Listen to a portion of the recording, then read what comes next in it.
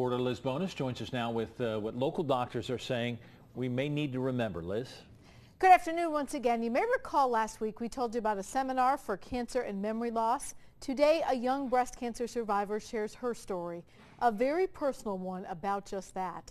She had this side effect, and doctors at the UC Cancer Institute say more women need to know about it. Lisa Elliott says it's the little things she values more than ever right now. Not just going shopping again, but actually remembering all the items on her shopping list.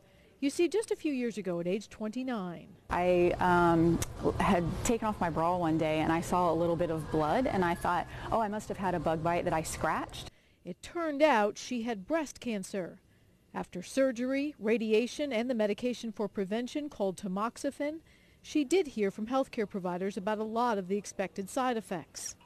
But one of the things that they didn't talk about was this sort of foggy brain feeling, and I started noticing that too. Her foggy brain, however, turned into a whole lot more. My friends would tease me that I'd start to tell them a story and they would say, "You just told me this yesterday."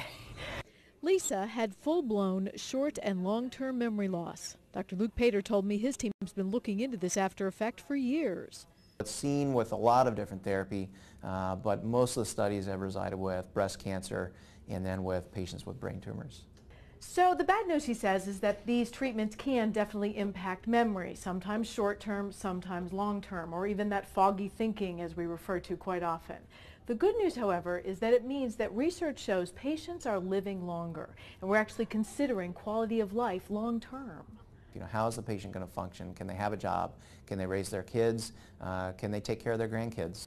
Lisa Elliott says we've got to consider these things, and she wants other survivors to know this side effect is real. It doesn't make you feel better because you still forget things, but it makes you feel better that you're not crazy. And it's important for me to share my story or share my experiences so other people don't feel like they're the only ones. She is just amazing to share that, let all of us know this is a really tough side effect sometimes of cancer treatment.